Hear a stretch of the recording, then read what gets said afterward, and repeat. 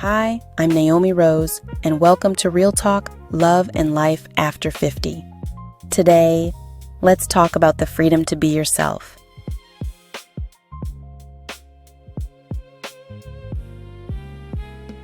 Have you ever noticed how easy it is to become the person everyone else expects you to be?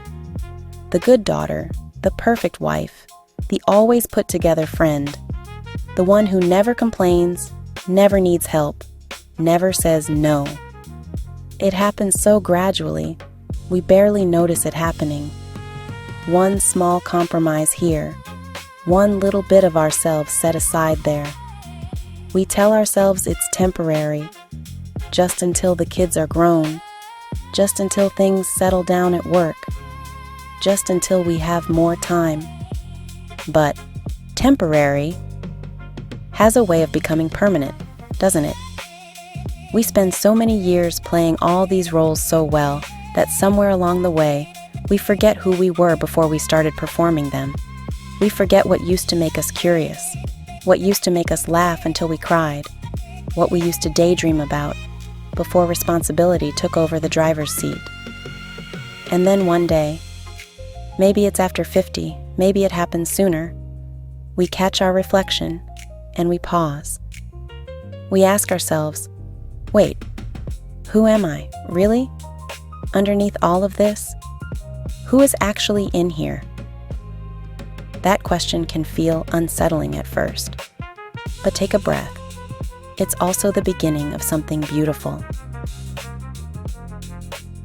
I want to tell you about a woman I know. Let's call her Carol. Carol spent 32 years being exactly who everyone needed her to be. As a young mother, she was endlessly patient.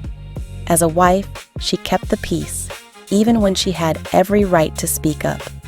As a daughter, she showed up for every doctor's appointment, every holiday, every crisis. Hers was always the last name on the list of people who got taken care of. Then her youngest moved out. Her marriage quietly ended, and for the first time in decades, Carol found herself alone in a house that used to be full of noise, and she wasn't quite sure what to do with the silence. She told me once, I didn't know what I liked anymore. I didn't know what made me laugh. I'd spent so long asking, what does everyone else need from me? I forgot to ever ask, what do I need? At first, that silence frightened her, so she filled it the only way she knew how, by finding more people to take care of, volunteering for every committee, saying yes to every request. Staying busy for others felt safer somehow than sitting still with herself. But one quiet afternoon in that quiet house, she came across an old photograph. Herself in her 20s, laughing, paint splattered, standing in front of an easel at an art fair. She hadn't touched a paintbrush in almost 3 decades. And she sat with that photo for a long while and asked herself softly, where did she go? That question changed something in her. So Carol did something brave. She started small. She signed up for a pottery class she'd wanted to try since she was 25. She began eating dinner at 5 if she felt like it, and 9 if she didn't.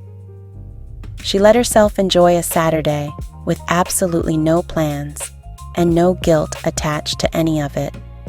It wasn't instant. There were moments she felt guilty for spending a little money on herself, for saying no to her sister's request for the 3rd weekend in a row, for simply resting.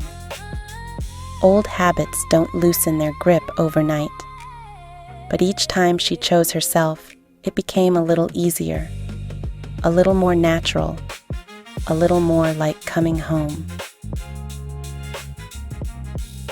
And slowly, the woman underneath all those roles began to reappear. Today, Carol keeps a whole shelf of lopsided, beautifully imperfect pottery in her kitchen. She laughs that half the pieces don't even hold water, but every single one holds a memory of the day she began coming back to life. Here's what Carol taught me. Being yourself isn't selfish. It isn't something you earn, only after you've taken care of everyone else first. It's not a reward waiting quietly at the end of a long list of obligations. It is who you already are. Underneath the roles, underneath the expectations, underneath everyone else's idea of who you should be. And here's the part that surprised her most. The people who truly love you don't want the performance. They want you. Carol says her relationship with her adult children actually grew closer once she stopped performing perfect mom and simply let herself be real, funny, a little messy, occasionally stubborn, and completely, unapologetically herself.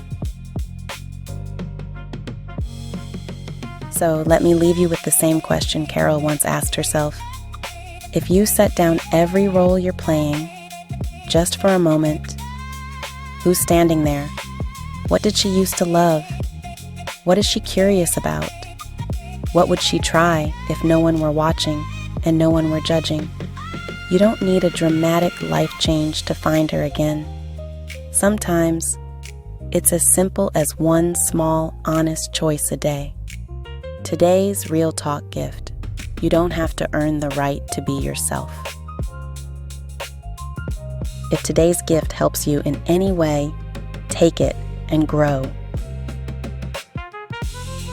And if this is the first time all day you've stopped to ask yourself who you really are, underneath it all, that's not a small thing. That's the beginning. So be gentle with yourself this week.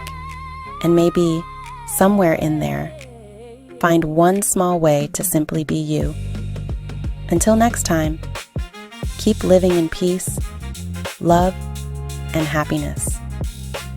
This is Real Talk. Love and Life. After 50.